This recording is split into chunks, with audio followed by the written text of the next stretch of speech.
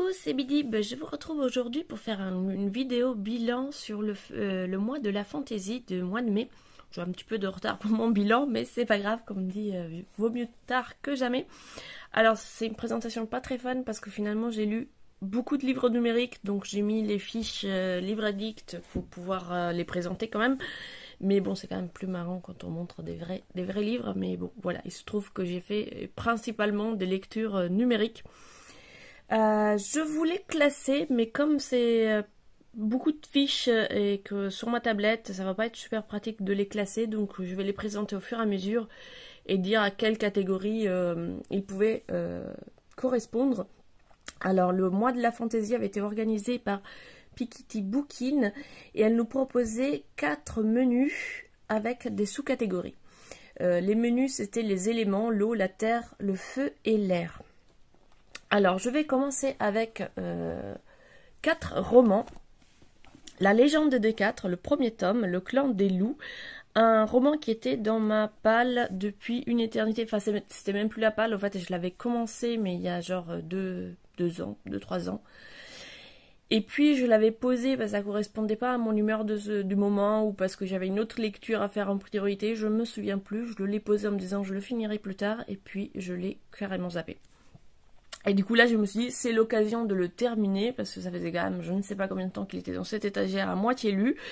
Il me restait la moitié du roman et je l'ai terminé très vite et finalement là il correspondait vraiment à mon humeur du moment parce que je l'ai lu vraiment vite et c'était très sympa, j'ai beaucoup aimé.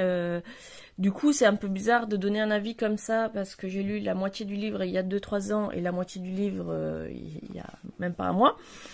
Mais en tout cas, je garde un très beau souvenir de cette dernière moitié que j'ai lue donc il n'y a pas très longtemps.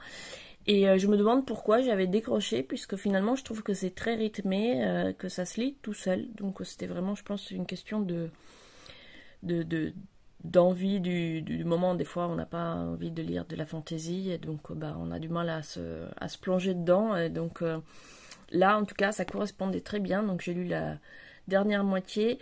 Et j'ai trouvé ça très chouette. On va suivre donc, c'est dans un univers où les hommes cohabitent avec les yokai. Et les yokai sont divisés en 4 espèces. Donc il y a les hommes loups, les hommes tigres, les hommes aigles, les hommes serpents. Chacune de ces espèces a les autres en inimitié. Et les humains détestent tout le monde. Et les yokai considèrent les humains comme des espèces de créatures fragiles qu'ils ont soumis et dont ils se soucient peu. Sauf que les humains, justement, ils vont vouloir reprendre le dessus sur les yokai avec des complots, des clandestins. Sauf que les yokai les chefs en tout cas des yokai sont tellement persuadés de leur supériorité qu'ils se doutent même pas que les humains sont derrière les attentats et les meurtres qui sont advenus dans chaque clan.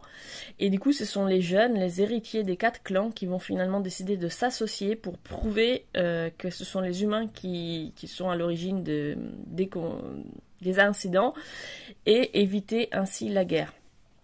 Alors peut-être que la première partie, j'ai mis autant de temps à me replonger parce que c'est la présentation, les voix ils vont à l'école, etc. Donc cette première partie n'est pas forcément ce qu'il y a le plus fun, mais il fallait bien commencer le roman. En tout cas, dans la deuxième partie, les choses s'accélèrent vraiment puisqu'ils vont mener une enquête pour savoir qui est derrière les différents incidents qui sont arrivés. Et ils vont tenter d'éviter cette guerre. Et évidemment, rien ne se passe comme prévu. En tout cas, chouette roman. J'ai piqué ça à ma fille qui a le tome 2 dans sa bibliothèque. Elle les a lus. Je crois qu'il lui reste. Elle a lu le 2. Et peut-être pas le 3. Mais on a le 2 et le 3 à la maison. Donc à l'occasion, je lirai la suite. Donc petite fantaisie jeunesse. Hein, j'ai oublié de préciser. Pour les, je sais pas moi, 10-12 ans, je dirais peut-être. Même après un collège, quoi. Voilà, pour le collège, ça marche très bien. Et en tout cas, moi, j'ai trouvé ça fun aussi. Autre fantasy jeunesse, celui-ci c'est un livre récent donc qui est sorti cette année. Les Sœurs Hiver de Yolande Bertrand, dont j'ai déjà parlé du coup dans les vlogs et sur le blog d'ailleurs, j'ai fait ma chronique. J'ai adoré cette lecture, j'ai vraiment adoré ce livre, déjà rien que la couverture, vous voyez, elle est très belle, et à l'intérieur le livre est vraiment très chouette, il est richement illustré, donc là c'est par exemple de la fantaisie pour enfants, donc je dirais à partir de 9-10 ans. Et on est dans un univers nordique, donc chez les Vikings, avec une histoire fantastique liée à la mythologie nordique. Et donc on a ce petit garçon qui va devoir partir à la recherche de la petite sœur Hiver, car l'hiver est représenté par deux sœurs. La petite qui a un hiver doux et la grande qui est un hiver terrible, vraiment très froid. Or la petite a disparu, donc il n'y a qu'un hiver terriblement froid. Et donc les choses sont difficiles pour les hommes. Les trolls se mettent à piquer tout leur bois et donc l'oncle de ce petit garçon décide de partir capturer les trolls et retrouver les biens du village. Et mais la chamane annonce à son neveu que si l'oncle part tout seul, il ne reviendra jamais. Donc le petit garçon décide de suivre son oncle et il va se retrouver du coup dans toute une aventure fantastique avec un renard magique à ses trousses et la petite Hiver qui a perdu la mémoire. Donc voilà, il va devoir surmonter tout un tas d'épreuves pour pouvoir sauver son oncle et le village, etc. Donc très chouette lecture avec de très belles illustrations. On est vraiment dans du jeunesse, donc voilà, ça se lit très facilement. Mais j'ai bien aimé la façon dont les personnages sont construits, l'ambiance générale du roman. C'était vraiment, je me suis régalée. Donc pareil, pour les jeunes lecteurs, mais aussi ceux qui sont moins jeunes et qui, comme moi, aiment la littérature jeunesse. On continue sur le jeunesse avec Nectar et Ambroisie et le monde des ténèbres. Là on change complètement d'univers, mais on reste dans la mythologie. On passe de la mythologie nordique aux légendes grecques et nous retrouvons donc ces deux jeunes enfants, ils ont une douzaine d'années, qui vivent sur le mont Olympe avec tous les dieux de l'Olympe. Donc ça reprend le mythe de Perséphone qui est enlevée par Hadès et amenée aux enfers, et du coup Déméter, désespéré, cesse de faire fructifier la terre, et donc tout le monde s'inquiète, les humains dépérissent, les dieux font pression auprès de Zeus pour qu'il intervienne, et les enfants qui ont écouté aux portes décident de eux partir aux enfers pour essayer de délivrer Perséphone. Donc on retrouve vraiment le mythe très connu, mais avec cette petite touche d'originalité, avec ces deux enfants qui mettent leur grain de sable dans l'histoire. Là on est vraiment sur du jeunesse, hein, je dirais même, je sais pas, 8 ans peut-être. J'ai du mal à estimer l'âge, ça dépend un peu du niveau de lecture des enfants, mais des bons lecteurs à partir de 7 ans, sinon 8-9 ans peut-être. On s'est écrit très gros, c'est illustré et il y a beaucoup de dialogues, les chapitres sont assez courts, donc c'est facile à lire. Si on aime la mythologie grecque et tous les univers comme ça un petit peu fantastiques avec des dieux, etc., c'est vraiment très chouette. En tout cas, moi j'ai beaucoup aimé, j'ai pris beaucoup de plaisir à découvrir ce petit roman, et ça se termine sur un twist, donc je suppose qu'il y aura d'autres tomes qui tournera toujours autour de ces deux petits personnages. Je rallume ma tablette parce qu'après les chiantes à rallumer. En tout cas, très sympa aussi, avec des histoires de dieux de l'Olympe. Celui-ci, je le garde pour après. On va faire les livres qui sont sur la tablette, comme ça. Après, on est débarrassé. Je viens de me rendre compte que du coup, pour les livres que j'ai présentés, je n'ai pas du tout dit à quelle catégorie ils pouvaient appartenir. Alors, la légende des 4, je l'ai mis dans le menu haut. Tiens bon la vague. Alors, le problème, c'est que je n'ai pas du tout noté les mots-clés. Alors, pourquoi je l'ai mis là? Je pense que c'était parce qu'il fallait finir une série. enfin, ou lire une saga ou un truc dans le genre, et que moi j'avais mis celui-ci parce qu'il était en attente depuis une éternité. Sinon, l'histoire, il n'y a rien qui ait du lien avec l'eau dans cette histoire. Les Sœurs Hiver, donc quoi, je l'ai mis, je sais plus. Les Sœurs Hiver, oui, je l'ai mis dans le menu R. Apprendre à voler, puisqu'il s'agit de littérature jeunesse. Et Nectar et Ambroisie, je l'ai mis aussi dans le menu R, léger comme l'air, parce que c'est vraiment un tout petit roman, en plus écrit très gros, donc voilà, je l'ai lu en une journée. Donc voilà pour ces 3 livres-là. Ensuite, on va passer donc aux lectures que j'ai fait en numérique. Je vais essayer de... Voilà, je vais tout simplement rapprocher la tablette, c'est plus simple. Donc voilà, en manga, j'ai lu Jizo, qui est l'histoire d'un petit garçon qui se retrouve perdu dans un parc et il n'arrive plus à se souvenir du chemin pour rentrer chez lui. Et un étrange garçon vient lui proposer son aide, sauf qu'il ne le ramène jamais chez lui. Et il lui propose tout le temps son aide, il est très gentil, mais il le ramène jamais chez lui. Donc le protagoniste, il s'inquiète, il le trouve étrange, etc. Et il met un certain temps à comprendre ce qui se passe.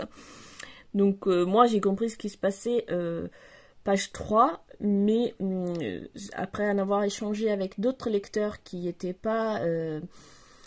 connaisseurs de mythologie japonaise, ils m'ont dit que eux ils avaient été plus pris par le jeu, etc. Donc je vous révèle pas vraiment ce qui se passe pour que vous ayez la surprise.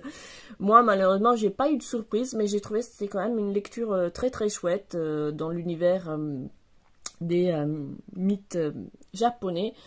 Donc en un seul tome, donc voilà, il se lit très bien. C'est donc un titre franco-japonais, puisque le dessin est fait par un dessinateur japonais, mais que le scénario est écrit par un auteur français. Donc chouette lecture. Ensuite, toujours en bande dessinée. Alors Jizo, j'ai pas dit dans quoi je le mettais comme menu. Découvrant le monde, peut-être, pourquoi pas, puisqu'on part au Japon, dans le menu Terre. Alors, Les Feuilles Volantes, c'est une lecture très étrange. Alors là, c'est vraiment pas la chose que j'ai l'habitude de lire. Je l'ai découvert grâce au challenge organisé par NetGalley. Et j'ai été très agréablement surprise parce que rien qu'en voyant la couverture, moi, j'aurais pas forcément été vers ce genre de bande dessinée. Et finalement, j'ai trouvé que c'était un récit très sympa, en forme de poupée russe. On suit donc un petit garçon qui écrit, de 12 ans, je crois qu'il a, qui écrit, il est dans les années 90, si je ne me trompe pas, ou 80 peut-être. Donc ce garçon qui est au collège veut devenir dessinateur de bande dessinée, et du coup il écrit une bande dessinée d'un moine au Moyen-Âge qui écrit une bande dessinée d'une... pardon, excusez-moi, j'avais commencé à avoir des fourmis. Qui écrit des bandes dessinées d'une femme dans le futur, qui écrit une bande dessinée sur un petit garçon dans les années 80. Donc vous l'aurez compris, ils sont en train chacun d'écrire l'autre dans une forme c'est même pas une poupée russe, puisqu'on revient au départ, et à la fin on ne sait plus qui est l'auteur, qui est le personnage, est-ce que ce sont tous des personnages, est-ce que voilà, donc c'est assez amusant et assez déstabilisant, mais j'ai beaucoup aimé finalement.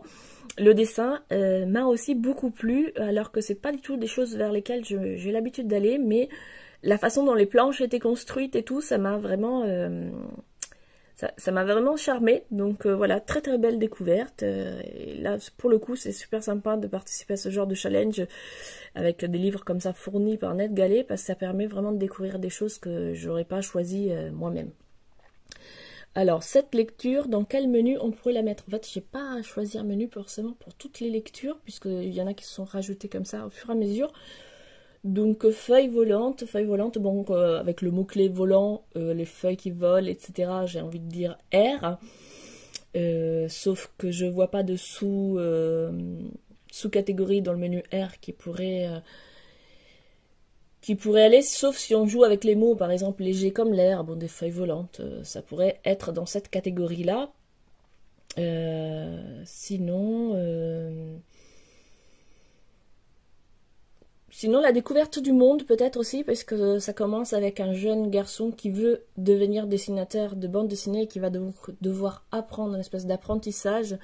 Donc son apprentissage est très terre à terre, elle n'a rien de magique, mais finalement la bande dessinée qu'il est en train d'écrire l'amène quand même dans un univers quand même très fantastique. Donc pourquoi pas. Ensuite, autre bande dessinée, alors là c'est pareil, coup de cœur pour cette bande dessinée, enfin c'est un comics plutôt, comics philippin, que j'ai aussi découvert grâce à NetGalley et qui tombe parfaitement dans le thème du mois de la fantasy, puisque nous avons, on est plus dans une ambiance urban fantasy, alors je sais plus comment s'appelle la ville, la capitale des Philippines, mais enfin donc dans cette grande agglomération où on suit cette jeune femme qui fait des enquêtes paranormales. La police fait appel à elle quand il y a des choses qui ont l'air étranges. Et en fait, elle c'est une spécialiste des mythes et des créatures mythologiques philippines. Donc moi qui adore la mythologie mais qui ne connais absolument rien aux Philippines, j'étais vraiment happée par cette histoire parce que d'une part j'ai trouvé le dessin superbe. Je l'avais montré dans un des précédents vlogs, donc je ne sais plus lequel, si je retrouve je mettrai un lien. Les dessins je les ai trouvés vraiment très très beaux, et puis surtout cet univers on rencontre plein de créatures que je ne connaissais pas, et donc à chaque enquête en fait il y a une nouvelle créature qui entre en jeu. Donc on va avoir des espèces de démons, de fantômes, de créatures diverses et variées. Enfin, il y a vraiment toutes sortes de choses. Il y a des hommes chevaux, il y a des hommes démons, il y a des sorcières, comment dire, arachnéides, des choses vraiment très très variées. Et j'ai adoré cet univers, j'espère du coup qu'il y aura, on est en tome 1, donc il y aura forcément une suite, en tout cas j'espère qu'elle arrivera pas trop tard, parce que j'ai vraiment beaucoup aimé ce titre, que je pourrais caser peut-être dans le menu terre Petit Peuple, même si on n'est pas du tout dans les lutins et les fées, il y a quand même des créatures qu'on pourrait appeler du petit peuple, entre guillemets, philippin. Découvrons le monde toujours en jouant sur les mots-clés, puisque je pense que l'intention derrière ce titre était pas du tout le voyage dans le monde, mais plutôt l'apprentissage. Mais en tout cas, pour moi, découvrir le monde, ça me fait penser au voyage. Et là, on part en Philippines, donc j'ai parfaitement découvert le monde avec cette lecture. Hop. Nouvelle bande dessinée encore avec Aquarica. Donc là c'est aussi un premier tome. Avec cette bande dessinée on part plutôt dans une ambiance qui m'a fait penser un peu à Jules Verne. Alors en sachant que moi j'ai jamais lu de Jules Verne, je n'ai vu que des adaptations. Mais en tout cas l'ambiance de ce premier tome m'a fait penser un petit peu à des films adaptés de romans de Jules Verne justement que j'avais pu voir avec une créature, on ne sait pas trop si c'est un animal, une machine qui échoue sur une plage et qui a un lien avec un bateau qui a été coulé de nombreuses années plus tôt. Et donc tous les marins rescapés de ce naufrage vont vouloir détruire, disséquer cette machine. Sauf que dans la créature, il y a une jeune femme, et le scientifique qui est venu étudier cette créature va donc prendre cette jeune femme sous son aile et vouloir d'une part la protéger des villageois, et d'autre part aussi l'interroger pour savoir qu'est-ce que c'est que cette étrange bête machine qui a échoué sur la plage. Donc c'est un premier tome un peu introductif, j'ai envie de dire, puisque l'action commence vraiment à la fin du tome. Dans ce premier tome, on découvre un peu d'abord tout le village, le traumatisme vécu par le village avec ce naufrage, les personnages, des différents personnages principaux, notamment la jeune femme et le scientifique. Et on va aussi découvrir l'histoire de cette jeune femme qui elle est et pourquoi elle est arrivée là. Je vous révèle pas trop de détails supplémentaires parce que sinon voilà, j'en dirai trop. Alors c'est une lecture que j'ai trouvée agréable. Alors graphiquement j'étais moins sensible, je sais pas trop, enfin c'est un dessin un petit peu pas vieillot, mais enfin la bande dessinée à l'ancienne, j'ai envie de dire. Ça m'a rappelé les bandes dessinées que je lisais quand j'avais 15 ans. Et donc c'est pas désagréable, mais voilà, c'est pas les choses que je lis le plus en ce moment. Donc le dessin n'est pas désagréable, mais c'est pas un dessin qui me fait waouh. Voilà, ça fonctionne bien. Et l'histoire, ben, on est pris dedans, donc ça fonctionne aussi. Alors voilà, c'est pas un coup de cœur, hein, mais c'est une bonne lecture. Ça m'a donné en tout cas envie de lire la suite et de savoir de quoi il en retourne exactement. Donc celle-ci, on pourrait la mettre comme il y a quand même l'eau, elle sort de l'eau, ils repartent dans l'eau, donc je le mettrais bien dans le menu eau. Par exemple, pourquoi pas voguer sur les flots, puisqu'il s'agit quand même de partir à l'aventure en mer. Là, on change complètement de registre pour un roman japonais fantastique que j'ai écouté en audio, toujours dans le cadre du challenge NetGalley élargir ses horizons, tant que le café est encore chaud. C'est un très court roman ou longue nouvelle, je ne saurais pas dire, en tout cas le texte est court, l'audio durait 3h30 il me semble, hein, quelque chose comme ça, dans lequel on découvre un café à Tokyo, caché un peu dans une cave assez discret, et qui a une particularité. Une légende urbaine dit que sous certaines conditions, il est possible de faire un voyage dans le temps dans ce café. Donc on va suivre plusieurs femmes qui décident de tenter l'expérience, en sachant que les règles pour faire ce fameux voyage sont vraiment très contraignantes. C'est-à-dire que tu ne peux rencontrer que des gens qui sont déjà entrés dans ce café. Tu n'as le temps que d'un café, c'est-à-dire qu'il faut que tu sois revenu et fini de boire ton café avant que le café soit froid. Tu ne peux pas quitter ton siège, enfin, il y a plein de contraintes comme ça, et puis surtout tu peux pas changer le présent. Donc à partir de là on se dit mais pourquoi entreprendre donc un voyage dans le temps? Et bien ces femmes décident de le faire quand même, chacune pour des raisons différentes. Et j'ai trouvé ça vraiment très chouette. La lecture, elle est très agréable aussi. Au début, ça m'a fait un petit peu bizarre parce qu'il y a principalement des personnages féminins, surtout au début. Donc, on a plusieurs femmes qui parlent entre elles. Et c'est lu par un homme qui a une voix grave. Donc, ça me faisait un petit peu bizarre d'avoir ces dialogues, parce que c'est quand même beaucoup de dialogues où ce sont des femmes qui parlent, et avec cette grosse voix un peu... Donc voilà, j'ai eu un petit peu de mal à m'habituer, mais finalement la voix elle est très agréable, etc. Et donc une fois que passé cet état de surprise, on va dire, j'ai trouvé la lecture, la narration très agréable aussi à écouter. En tout cas, très chouette découverte que je mettrai dans quel menu celui-ci, dans le menu feu pour la couleur orangée. En fait, là j'extrapole un peu, hein, mais les audiolibres ont toujours ce petit logo orange. Les chaises sont couleur un petit peu comme ça, rouge orangé. Voilà. C'est que j'avais rien à mettre dans cette catégorie. Mais bon, voilà, je trouve qu'il y a quand même une ambiance un petit peu orangée sur ce livre. D'accord. Alors, ensuite, bande dessinée poétique. Alors là, on n'est pas vraiment dans l'univers fantasy, hein, mais je trouvais ça marchait bien puisque c'est un épouvantail qui prend vie et qui parle. Donc voilà, on est quand même... Mais c'est pas une histoire qui fait fantasy, genre avec ce qu'on imagine de la fantasy, l'aventure, etc. Là, c'est vraiment un épouvantail qui prend vie, qui n'arrive pas à faire peur aux oiseaux et qui du coup se pose plein de questions existentielles. Ça faisait une éternité que j'entendais parler de cette série et donc j'ai eu envie de la découvrir. Je l'ai empruntée à la bibliothèque et je l'ai trouvée vraiment adorable. C'est d'une grande poésie, d'une grande douceur.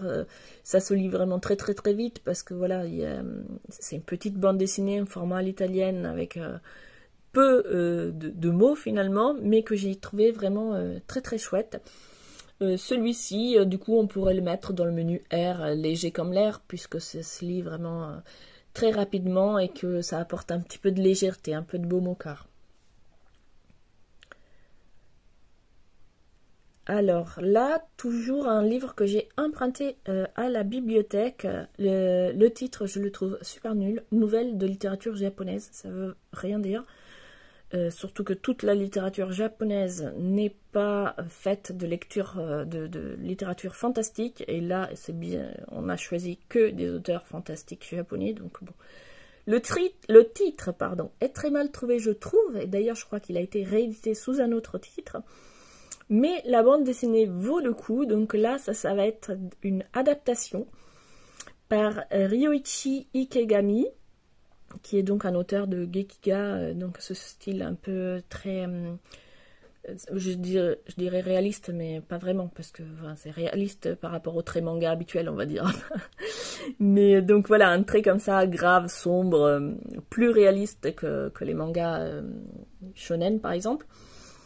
Et qui adapte ici, donc, je sais plus combien, 5 nouvelles, il me semble, des nouvelles d'auteurs classiques, fantastiques de la littérature japonaise, et dont des histoires que j'avais d'ailleurs déjà rencontrées dans d'autres adaptations qui sont vraiment très très connues, et certaines que je n'avais encore pas rencontrées. Après, je connais pas grand chose en littérature japonaise, donc c'est pas parce que moi je les ai jamais rencontrées qu'elles sont moins connues, mais en tout cas voilà, il y avait des histoires que j'avais déjà vues plusieurs fois, donc c'était vraiment des grands classiques quoi, mais qui sont ici très bien adaptés. Moi j'aime beaucoup le trait de cet auteur, son dessin je le trouve vraiment très très beau, et puis il se marie très bien avec l'ambiance fantastique et inquiétante de ces nouvelles. Alors par contre, il faut être prêt parce que la place de la femme dans ces nouvelles est juste atroce. Voilà, elles sont traitées mais super super mal, donc voilà, faut être prêt. En tout cas, une très chouette découverte que je... Ah, qu'est-ce que je fais que je mettrai, dans quelle catégorie on pourrait le mettre aucune idée. Bah, du coup, toujours la découverte du monde, puisque dans le menu Terre, puisqu'on part au Japon et qu'on part dans la littérature, la découverte de la littérature classique. Donc voilà, ça peut être correspondre à ce menu. Encore 2 livres, non, un seul, Aquarica, j'en ai déjà parlé. Il en reste un.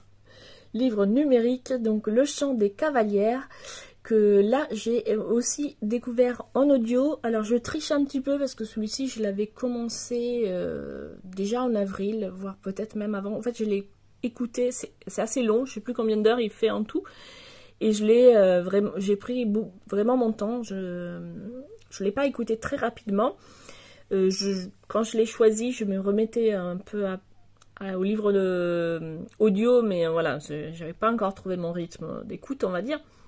Donc j'ai pris vraiment mon temps, mais j'ai beaucoup beaucoup aimé. Alors là, on est vraiment du fantasy avec les dragons, les guerres, du roman fantasy pur et dur, on va dire. Mais je l'ai trouvé moins original. Alors je n'en lis pas énormément, donc quand moi je dis que je trouve ça original, je me sens pas très légitime à le dire, en tout cas par rapport à ce que moi j'ai lu. J'ai trouvé qu'il était différent, qu'il avait une forme de narration différente. Ce que j'ai aimé en fait, c'est que chaque chapitre commence par une archive. Donc ça va être une lettre, ça va être un morceau de je sais pas, de documents officiels, etc. Mais ça va être une archive qui en fait va raconter quelque chose qui n'est pas encore arrivé au stade de l'histoire où nous sommes. Donc c'est-à-dire que ça nous donne des indices sur la finalité de tout ça.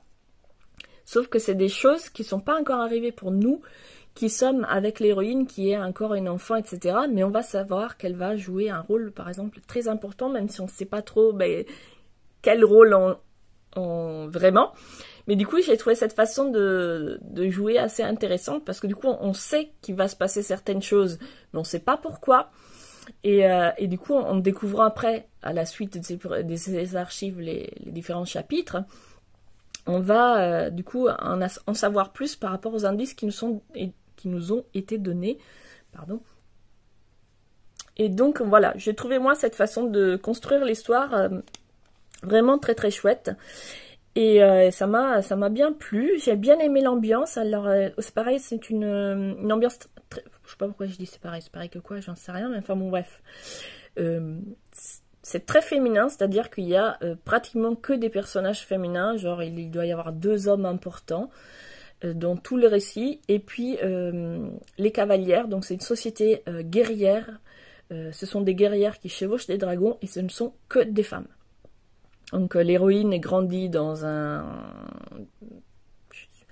Je sais plus comment ça s'appelle, enfin bref, elle grandit au sein d'une communauté de cavalières, donc il n'y a que des femmes, c'est gouverné par des femmes. Les femmes jouent du coup un rôle politique hyper important, même s'il y a aussi des princes, etc. Mais du coup, elles ont un rôle politique hyper important, et j'ai trouvé ça intéressant, puisque bah, du coup, c'est un peu à contre-courant de notre société, même actuelle, où les femmes ont de plus en plus de place importante, mais quand même on reste sous domination masculine, on va dire, principalement.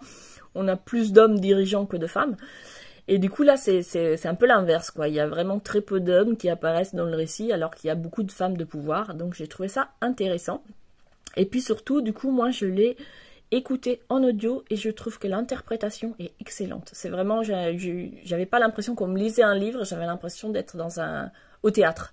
C'est-à-dire que je me souviens plus, c'est pas marqué sur la couverture, du coup je me souviens plus du nom de celle qui lit, c'est une femme qui lit, et elle prend vraiment des accents différents selon les personnages. Il y a des personnages qui viennent du sud, elle prend un accent du sud, des personnages, elle va vraiment mettre des intonations différentes, et comme il y a beaucoup de dialogues, elle change d'intonation à chaque fois. C'est vraiment très très vivant, j'ai trouvé, c'était excellent la façon dont elle raconte l'histoire, ça m'a beaucoup plu. Voici pour tous ces livres que je voulais présenter grâce à la tablette, et on arrive presque à la fin avec encore quelques bandes dessinées.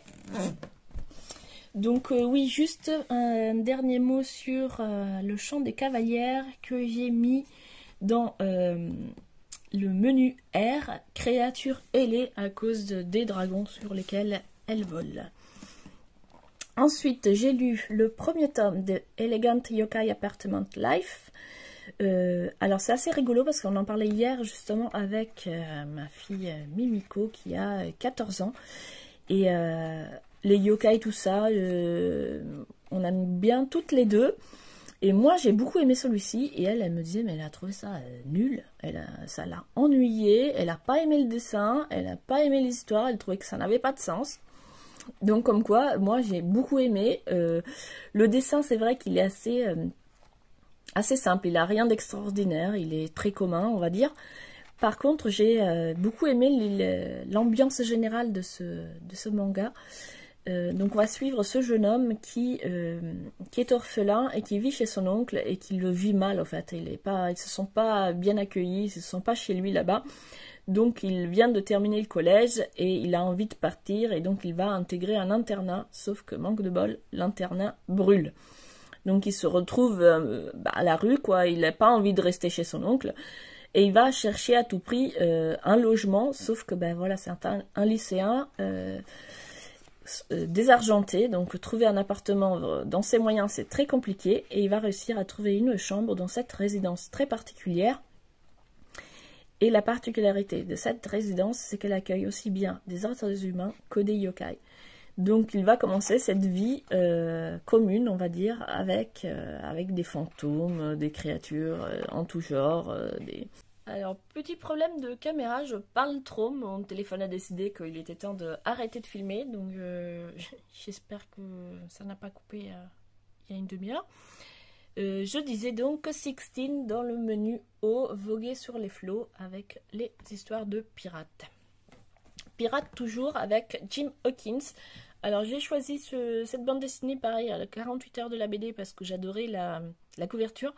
Et en fait j'avais pas du tout fait le lien entre le titre de la bande dessinée et ce à quoi ça fait référence, à savoir l'île au trésor. Donc en réalité c'est une histoire de pirates, d'aventure, etc. Rien à voir avec le mois de la fantaisie.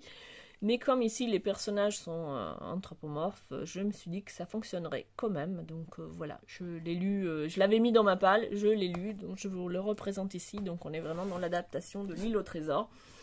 mais avec des personnages aux formes animales. J'ai beaucoup aimé le dessin, j'ai été prise par la narration, ça m'a vraiment donné envie de lire la suite, donc pareil, très chouette lecture, sur laquelle je ne vais pas trop m'attarder parce qu'on n'était quand même pas trop dans le thème fantasy. Et pour finir, dernier titre, ou avant-dernier plutôt, parce que je n'ai pas encore parlé de celui-là, In et le dragon, une bande dessinée en 3 tomes qui nous amène en Chine et en compagnie des légendes dragons chinois. Donc nous sommes à Shanghai dans les années, donc en 1937, quand l'armée japonaise envahit Shanghai. Donc, contexte de guerre franchement pas du tout réjouissant, mais on va avoir donc une aventure quand même qui est pas trop lourde non plus. On est donc dans la guerre, il y a des détails franchement difficiles, mais ça reste une bande dessinée pour enfants avec un côté très positif. Donc on va voir cette petite fille pleine de vitalité qui va sauver un dragon, qui est le dragon doré, qui est en fait l'émissaire d'un dragon beaucoup plus puissant qui veut détruire l'humanité. Et comme cette petite fille se lie avec le dragon, finalement ils vont essayer de contrer le méchant dragon et faire des alliances inattendues. Une très chouette bande dessinée en seulement 3 tomes que j'ai beaucoup aimé. Donc je pas trop en révéler parce que ça serait dommage, ça en gâcherait, je pense que j'en ai déjà dit un peu trop, ça gâchera la découverte. En tout cas, voilà, une très chouette bande dessinée pour les jeunes, mais pourquoi pas pour les grands aussi. Si vous aimez les dragons, les histoires comme ça devrait vous plaire. Alors forcément, celui-ci, je vais aussi le mettre dans Créatures ailées. Ils n'ont pas d'ailes, mais c'est des dragons qui volent quand même. Ils volent, ils nagent, ils rampent, ils marchent, ils font tous les dragons. Et je termine cette trop longue vidéo avec Owl's Moving Castle de Diana Winnie Jones, que j'ai déjà présenté plusieurs fois dans le vlog. Au fait, c'était dans ma catégorie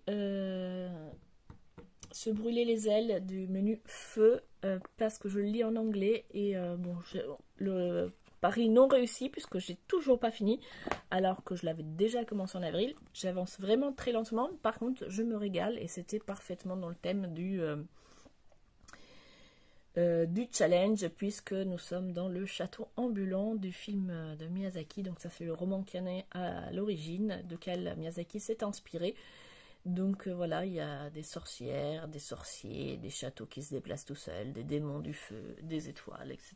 Donc voilà, on était en plein dans la fantaisie. J'espère que cette vidéo vous a plu, qu'elle n'est pas trop longue. Et en tout cas, moi, j'ai pris beaucoup de plaisir avec ce challenge. Je suis ravie d'avoir participé, même si je n'ai pas lu tous les romans que j'avais prévus. J'ai pris bien du plaisir et ça m'a permis de sortir des livres qui traînaient dans ma palle depuis longtemps. Donc j'étais ravie. Et n'hésitez pas à me laisser un petit commentaire pour me dire lequel de ces livres vous avez lu, lequel vous donne envie. Et on se retrouve dès dimanche avec un nouveau vlog.